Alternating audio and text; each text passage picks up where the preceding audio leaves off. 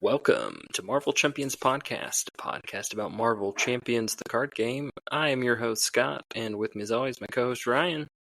That's right. Recently, we celebrated the holiday of July 4th, Independence Day in the U.S. And, Scott, we decided to celebrate it with a game of Marvel Champions. Not just any game of Marvel Champions, Ryan. Oh, Very patriotic game of Marvel Champions. That's right. I mean, you played as Iron Patriot. Well, he wasn't the Iron Patriot. I was trying to make it more patriotic, Ryan.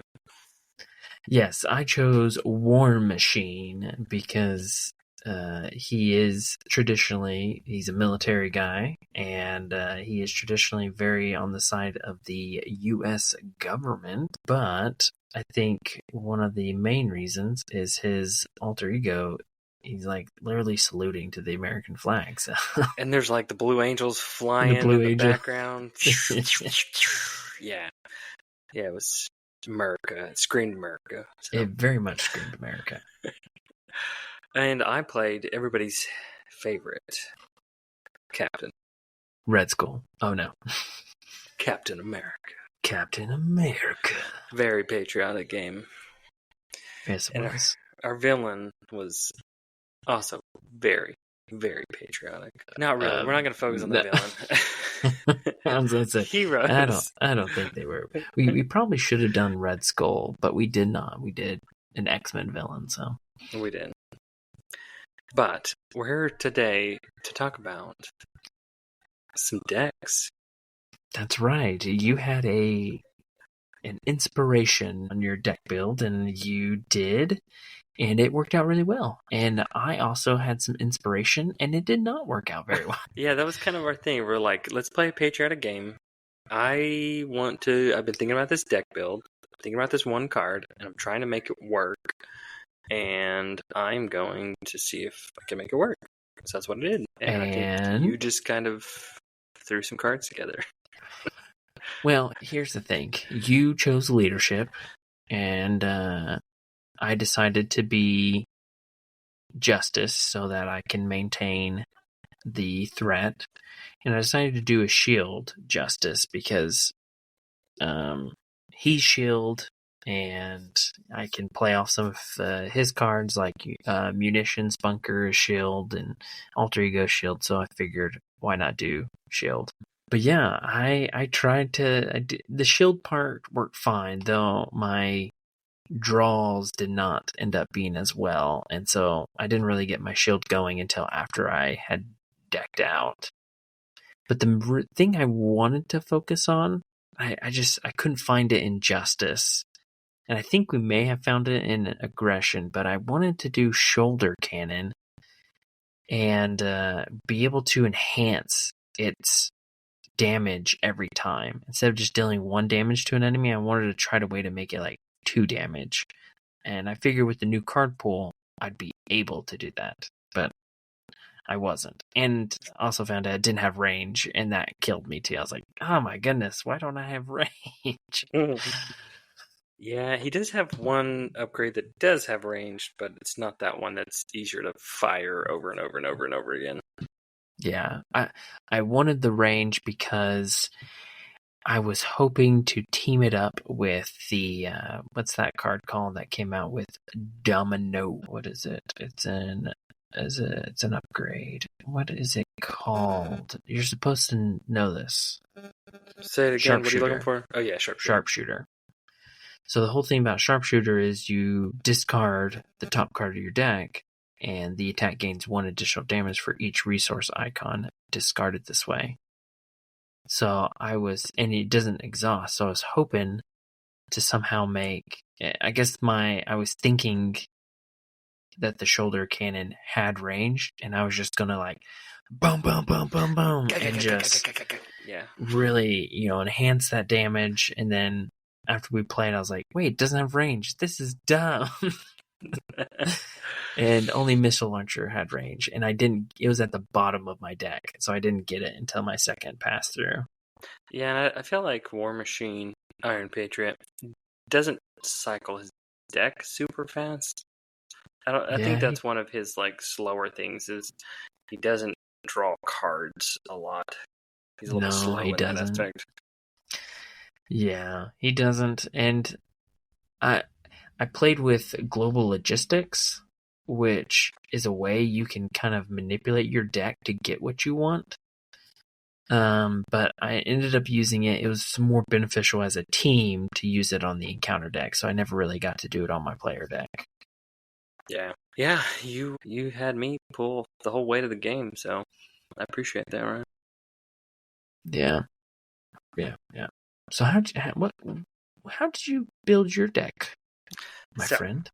I was looking at some cards, and I don't play a ton of leadership, and to maximize Captain America, he can be played in pretty much any aspect, but he kind of adds a little bit of an extra bump in leadership because you get that Correcto. ally cost reduction and alter ego. Um, he doesn't have too many cards that you really want to play all the time. You get a couple little setups, and then you can really lean into some allies. So there's some benefit there. He's got decent card draw, which was good. But the card that I focused in on, I was like, I want to make this work, and I have an idea. Is a 2-cost event called Mission Planning. So Mission Ooh. Planning says play only if there's a side scheme in the victory display. So I did have to have your help a little bit, make sure we got some victory cards that we could have amongst decks, because that was obstacle and goal number 1 was to get a side scheme in the victory display. Mm-hmm. So if you've got one in there, you can hero action until the end of the phase. Allies you control do not take consequential damage. Which at first glance you're like, that's whatever. But if you can make that ally awesome and really strong and do what it does a lot and multiple times, that can be pretty crazy. Because it doesn't say like no consequential damage to side schemes or to minions. It's just straight up no consequential damage. So that being said, that can be really, really beneficial. The other thing is Captain America's an Avenger, so I did get to play some Avenger cards, some older cards, which was really nice. And my thoughts were I'll need to play cards that really souped up allies. So I played your standard, I don't have them all in front of me, but your like Power Gloves, one with Black Panther, and he's got a, Vibranium Claw Glove thing. Inspired, I played the one Avengers card, team card, where it gives all your allies +1 attack, +1 thwart. I played Sky Cycles. And then I also played the basic attachment. It's a sidearm, gives them range, which was also really cool because the villain we were playing could have retaliate at times, and I could get around retaliate.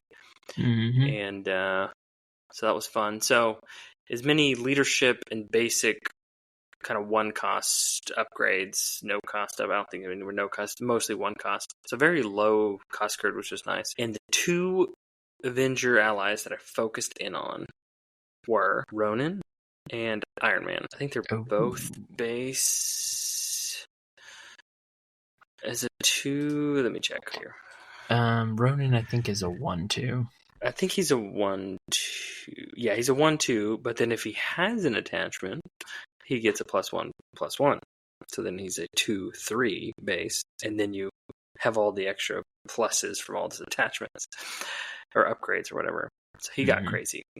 Then the Iron Man one, you can just attach them for 1 resource reduction. So everything pretty much turns into free. You just straight up attach them, just throw them down. Ronin's nice because he's 3-cost. Iron Man, I think he's a 4-cost, so you do have to put a little bit more money onto him. Yeah, he's 4-cost. But what you pay up front with his 4, you save and just being able to throw down those 1-cost upgrades. So I was able to get it to where I had both of them souped up with Sky Cycles. I think one was hitting for 7, and one was hitting for 8. You had Ronin jacked up Yeah, I got on him Mountain out Dew. first. Yeah, he was straight up on some crazy Mountain Dew. He was on some serious Mountain Dew, like that Code Red stuff, or maybe Baja. Um, but then it No, wasn't he was Iron Man. actually, hold on, he was hopping up on all those special edition America ones right now of Mountain Oh Dew, yeah. the America Mountain Dews. Um, yeah. You had him. You didn't have Iron Man. You actually never. I don't think you ever even got him Who out. was You the other had one? Black Oh, it was Black Panther. Panther. Okay, yeah. You're right. You're right. Yeah, and that was a good combo because I think you did. You pull out Get So Ready. why I pulled out Black Panther? So Black Panther has a special ability in his ally form. It says after Black Panther enters play, choose a leadership blue event in your discard pile and attach it to him face down. Then the other half of the card says you may play the event attached to Black Panther as if it were in your hand. So then I could always just bank one there. So when I was set up, I could play it and then know I've got that really nice, awesome turn ready. Yeah. Because the whole thing really does hinge on being able to play the mission planning. Because having them all set up is great and everything, but it just doesn't have as good of effect because they're subject to all the consequential damage. But Yeah. it was amazing. What I liked about your deck is it takes that kind of common concept of the Voltron ally. You know, you're just throwing all these attachments on them and making them super strong, but generally there's a limit to them. But with that event, it made them limitless. You were able to play it and then attack, no consequential, sky cycle, attack, no consequential, and just keep doing it.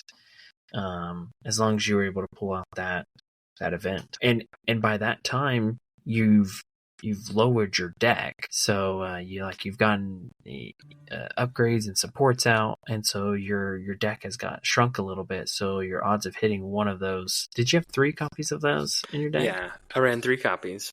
So I it's maxed just it going to out. come up more. Yeah, and it's only 2 cost.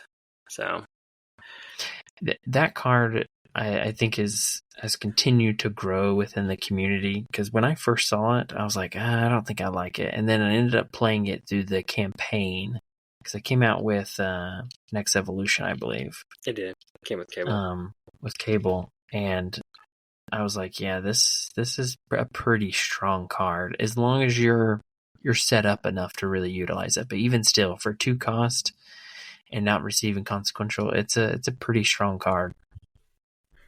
Yeah. It was awesome to be able to like, hey, my deck idea like actually worked, and just to see this like this is going to be an amazing turn, and just be able to be like, boom, 8 damage here from an ally for like no.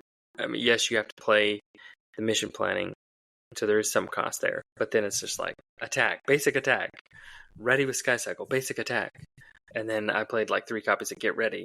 Get Ready, I think it's 0 cost. Do it again. Yeah. And there is some versatility with them because it's all those things are souping up their thwart and their attack. So if you did get desperate and needed to have like a big thwart turn, you could totally do that as well. Yeah. It wasn't just attack focused, but that was the fun thing to do. Yeah, no, I thought it worked really well, and I think it was it shined a lot in our game, and very much needed since my deck stuff kind of flopped a little bit. Yeah. But I mean, one of the reasons why we brought this up was that's deck building for you. We had 2 different experiences with deck building, and we just had random ideas and just went for it. Like, we didn't have setup time. We didn't make decks beforehand. We just kind of were like, hey, let's just play. And we just kind of made them on the spot and went for it. And sometimes it works great like yours, and sometimes it doesn't because maybe you forgot something or it just didn't work out. And that's just part of deck building. You learn from that. Yeah. And, it doesn't always work all the time. And I think with like mine, I was able to see the concept works, but it definitely left me room a little bit for like refinement. Like I don't feel like the deck I played was one that I'm gonna like publish out on Marvel CDB or anything. But could I get it there? Potentially. Someone already pretty much created it. I probably imagine that's out there. But Yeah. at least I had fun with it. Yeah, and then that's the main thing is, did you have fun with it? So, and then you can kind of just find out, okay, I had this idea, it didn't work, why didn't it work? And so for me, we did that for War Machine. My hope was to enhance his shoulder cannon. We couldn't figure that out until we came across the aggression upgrade of Warrior Skill, which is a 2-cost upgrade. It comes with 3 counters on it when you play it, max 1 per player. It has interrupt when your hero attacks, remove 1 counter from here. That attack deals 1 additional damage. And so you could use that and enhance shoulder cannon. And it doesn't exhaust, so you could use it on all 3 shots of that cannon, or save some and like do 2 here and 1 here. Like if there's a minion that has 3 health, you're only using 2 ammo counters now instead of 3, kind of thing. Yeah. So you could hypothetically use all 3 counters and then cycle it out and play a few copies of it.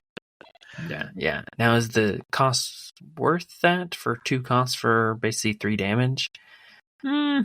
Maybe not. I don't know, but it definitely could be fun to at least try it out. The other thing that it adds to you is a little bit of versatility, right? Because if you only need to deal 1 damage, you deal 1 damage. But if you need to deal 2 damage in order to get this one, down, so then you could do an overkill thing, and they only have 1 health left.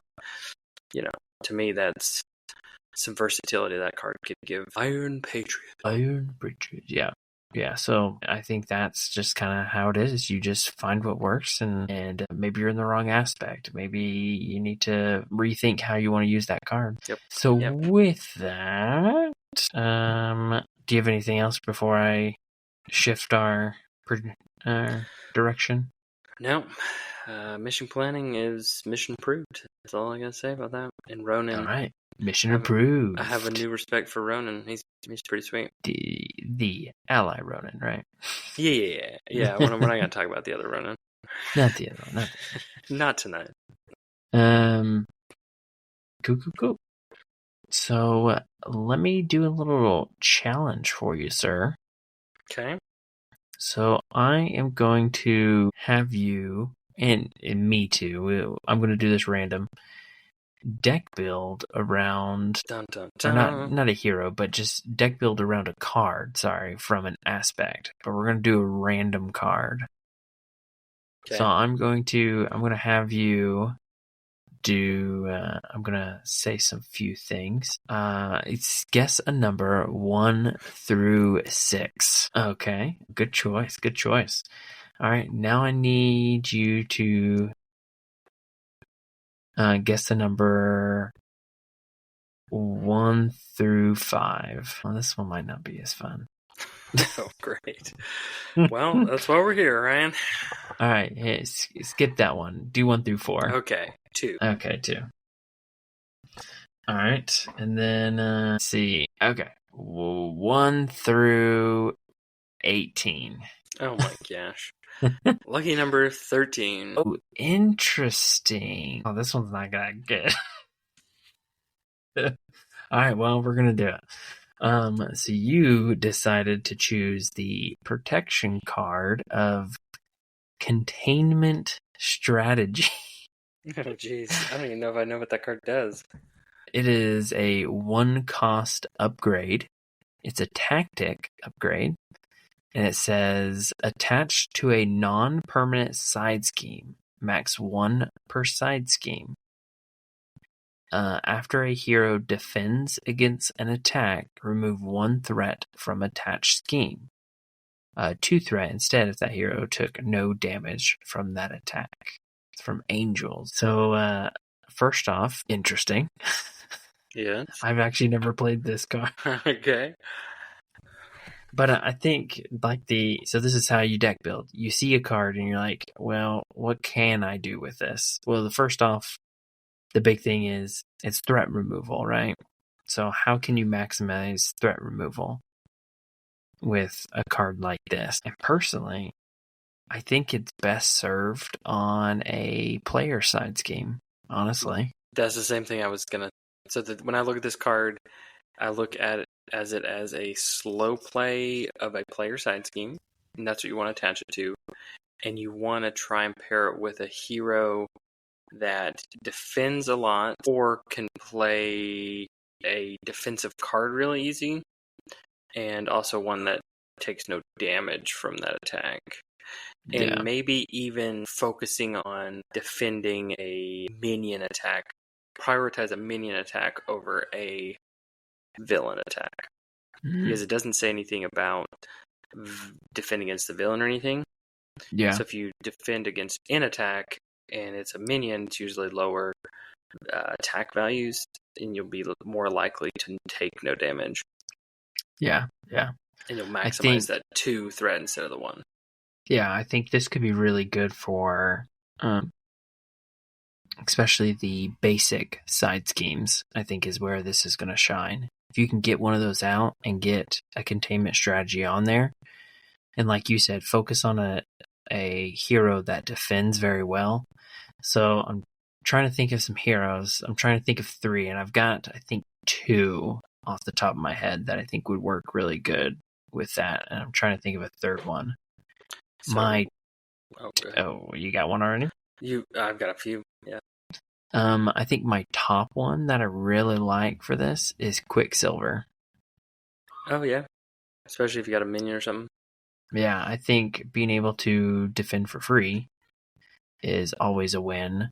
And if you can put that, say, on like specialized training and get that towards boosting more of his stats later on, I think that could be a really good set to get him developed pretty quickly. I'm going to throw your curveball. So I'm going to say Nightcrawler. We haven't seen all of him or played him, but he seems like he's very defensive heavy. You're right. Maybe, I don't know, Thor may or may not be easy for him. So maybe this would be something that could help him with that, since he does look very defensive focused. Yeah. I think you could use X-23, though you're hoping not to take damage, but if you take damage, you can still ready up. So I think X-23 can be an option. Sure, you just do it in a different way. You just do it slower, but you trying. But you have to defend. That's only most times. Well, that's the whole point with her, right? You usually do a basic defense, hoping that you take at least 1 damage. Yes. Yeah, that's true. I guess the other thing is, if we're focusing on player side schemes, you're probably wanting something that's coming from it, like upgrades and supports. I would say the upgrade one, because most heroes have an upgrade that they're hunting for, right? And then the specialized training one you discussed is also another decent one. Yeah.